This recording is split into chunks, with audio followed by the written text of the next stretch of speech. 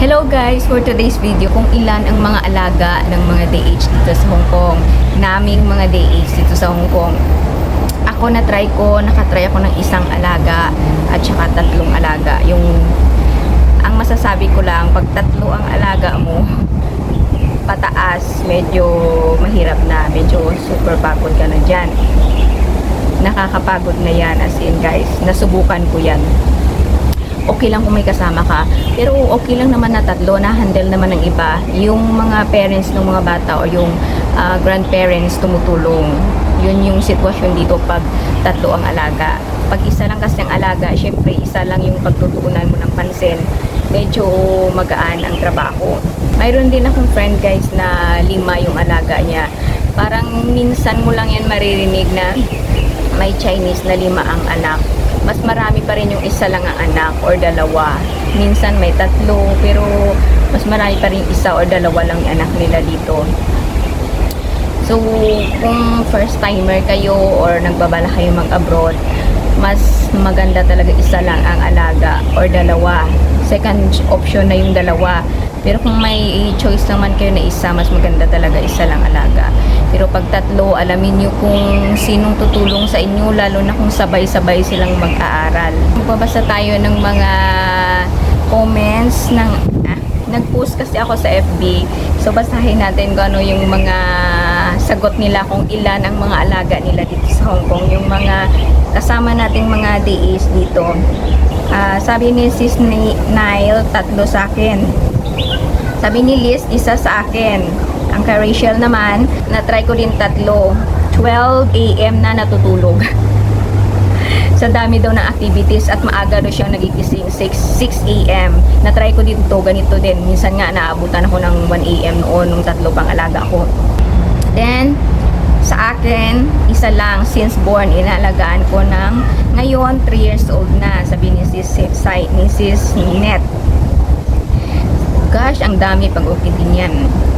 So sabi ni Mami Hans, 1 lang daw alaga niya. Sabi ni Taher, hirap na nga ako sa 1 lang kasi sobrang kulit, nanakit pa. How much more? 4, sabi niya. Kasi sabi ko, nag-post kasi ako, sabi ko 4 ang alaga ni Kabayan. Sa inyo, ilan ang alaga niyo? Sabi ko. So nagsisagutan sila dito. Sa akin, 1 lang, 7 months siya nung andito ako. Now, 5 years old na siya, napakabait. Kasi disiplina ko to proud nanny ako. Kahit wala akong experience sa bata, pero napalaki ko siya na mabait at masunurin. Ito naman yung kwento ni Sisi Abby. Sabi naman ni Sis, ako 3 at 1 at kalahati. Hindi pa kasi lumalabas yung pang-4. Oh, 3 pala. 3 alaga niya at kalahati kasi nasa tiyan pa pala yung ika-4, sabi ni Sis Fatima. So, tinanong ko siya kung okay lang. Tinutulungan naman daw siya ng okay naman, natulong naman ang amo ko sa pag-aalaga. Tinutulungan din siya ng amo niya sa pag-aalaga ng 3 alaga niya. So, ika-4 yung lalabas kasi buntis pala yung alaga ni Sis Fatima. Sabi naman ni Sis Mary, 2 at couple, 2 adults. Sabi ni si Shea, 2 alaga plus lolang alagain na. Ang kay Sis Leia naman 5 daw ang alaga niya, okay naman daw. Na-handle niya naman daw. Ang kay Sis Leia, 5 daw ang alaga niya. Sa kay Sis Malet naman, ang alaga niya daw is 12 years old, 9 years old, at 7 years old. Ako na lahat nagpalaki sa 3 bata. Pirma pa ulit ng 7 contract. Wow, congrats. Sabi naman ni si Sharon, 2 lang, puro girls daw ang alaga niya. Sabi naman ni Sis Rosalinda, dami naman niyang alaga, sis. Sabi ni Sis Iris, 1 lang alaga ko, wala work masyado, bahay, nakafocus ako sa alaga ko, di ba? 1 lang. O, yung isa naman, si Sis Rosel naman, 1 lang daw alaga niya, lolo. So, yun yung sagot sa post ko about sa mga alaga sa Hong Kong, kung ilan yung alaga nila. So, binasa ko lang para may idea kayo kung ilan yung mga alaga dito ng mga kapwa natin di sa Hong Kong. So, ang tips ko lang guys talaga is pag first time kayo, lalo na first time, kung may option kayo na 1 lang or 2, doon muna kayo. As in guys, sobrang hirap talaga pag 3 alaga pataas. Pero Kung gusto niyo naman na makapunta agad dito sa Hong Kong at may kasama naman kayo or may tutulong sa inyo, okay lang naman siguro yung 3, pero best choice talaga yung isa lang alaga at 2. Yun yung tips ko. Pero may mga naririnigin ako na first time nila pero 3 agad alaga nila or 4.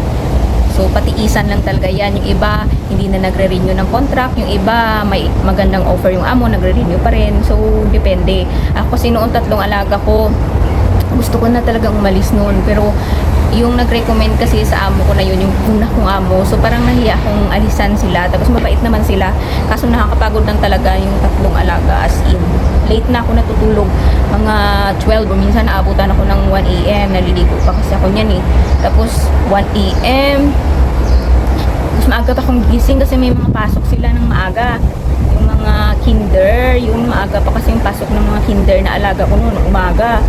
So, ang hirap talaga, lalo na yung panganay, bata pa rin. Ang panganay ko noon na alaga 7 eh, tapos yung pangalawa 2, tapos buntis yung amo ko sa pangatlo. So ang hirap talaga guys, yun lang yung masasabi ko.